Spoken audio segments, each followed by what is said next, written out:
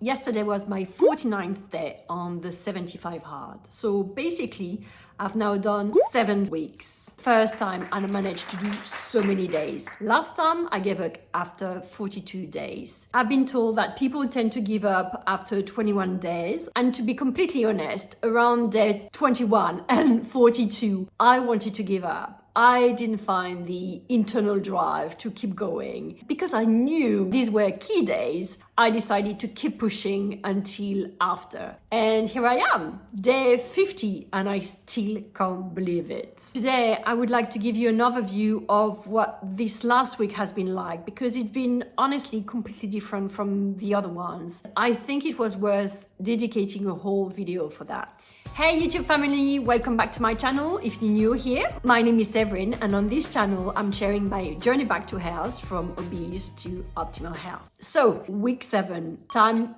flies. I never thought I would get there. I am so pleased that I pushed through hard times. And now I'm only 25 days away from the 75 days, and I'm quite excited about that. Last week was one of the hardest week, and it's been one of the hardest months since starting my whole journey, not just the 75 hard. I thought it would be useful for me to share this because I may have make it feel really easy to be on the 75 hard because I had all these systems and all these tips that I've been using. I don't think I would have ever made it so far without them. But at the same time, I tend to hide that it's actually really hard at times, and this has been really hard this week, probably the hardest one of all my 7 weeks. I think it's good that I came out of that. It's close enough for me to remember and fine enough for me to be in a good position. Actually, this is also the reason why last week there was no video. And it's been the first time for the last 15 weeks. So I want to share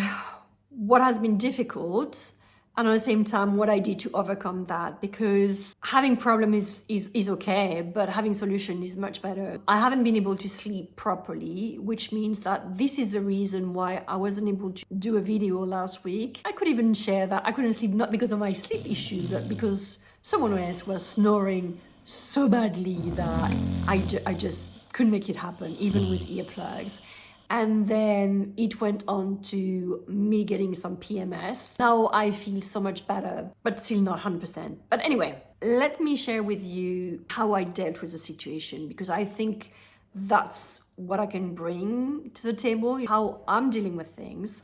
And hopefully by me sharing that with you, then perhaps that could help you find solutions to your own problem. Mindset. Clearly, I was at a crossroad and I had a choice between giving up or just continue. If I was going to give up, it wouldn't be at that time, because actually, good question, what did I want to do? I just wanted to have a real reason to give up this 75 hard. It really means a lot to me. What I did instead is try to find the positive in the situation. When you can't sleep or when you can't recover from sleep, obviously this is extra hard. Whether you want to believe or not, sleep is essential for proper brain function and how you feel and how you eat. I was sleep deprived, but at the same time unable to sleep when I could have done it like a nap in the afternoon. I was just too awake.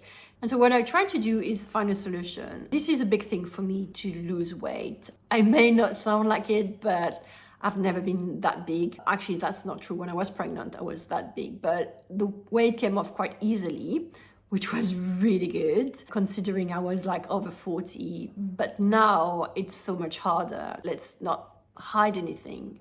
This is hard to lose weight in perimenopause.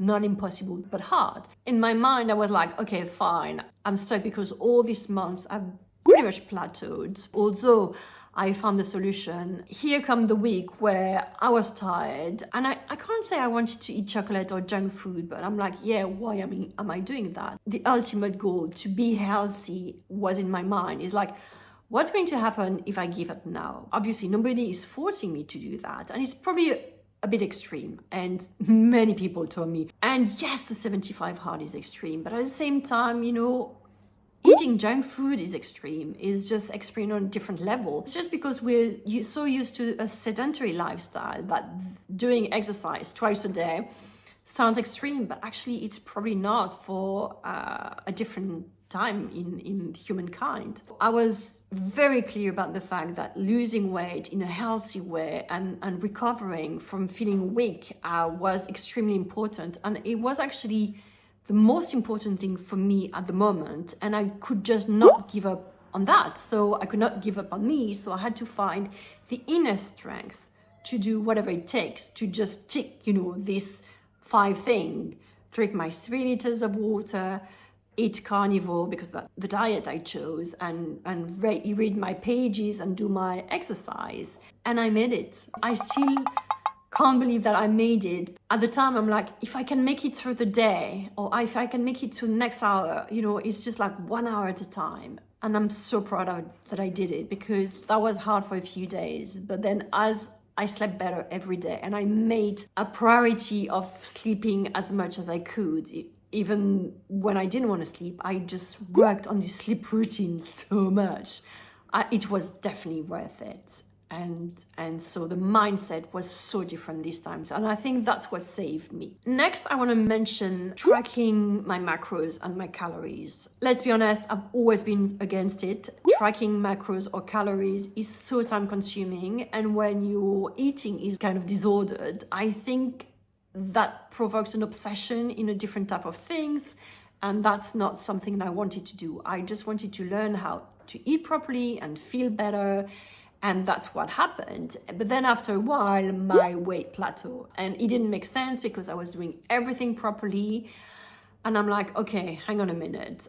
I know on this carnivore diet, the issue is like satiety. When you eat more protein and more fat, you don't feel the hunger the same way. I found the TDEE formula for the carnivore diet, and I realized I was massively under eating, which is a problem because, believe it or not, but if you eat less than what your body needs to survive and thrive, then the metabolism slows down and then you don't lose weight anymore. And because I'm doing so much exercise, I really need this minimum just to function right. As soon as I upped my calorie intake, starting to lose weight again. So that was definitely the issue. But then came PMS, and I'm like, I lost a bit of weight, but at the same time I plateaued, which takes me to a different weight plateau, and I think it's fine. What I really enjoy this time is I've not gained any weight from being in a PMS phase, which is quite uncommon.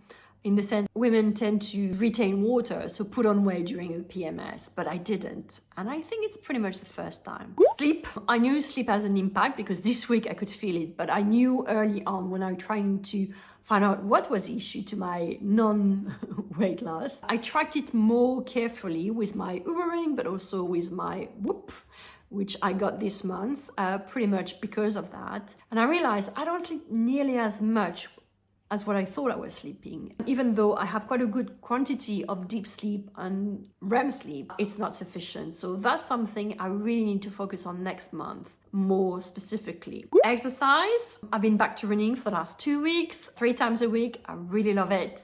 I'm using an app, the Coach to 10K, to teach me how to run again.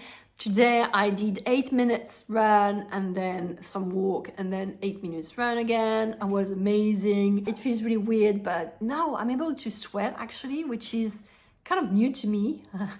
I know that sounds really weird. Part of the people who never really sweat when they exercise, even when they push themselves, but I think for the first time in ever, I'm able to sweat even when I do weights, and that's amazing. It means like my body functions pretty well again, because it's really healthy to sweat. So I'm super pleased. In my weight program, I got really bored and I had to push myself, because many times this week I didn't want to go just because I didn't feel like it. And I went anyway because that's my thing. I go 5 times a week. And usually you don't want to go and you don't regret going there. But then there was this one time this week that I didn't want to go, and I went there and I didn't want to do it, and I did it.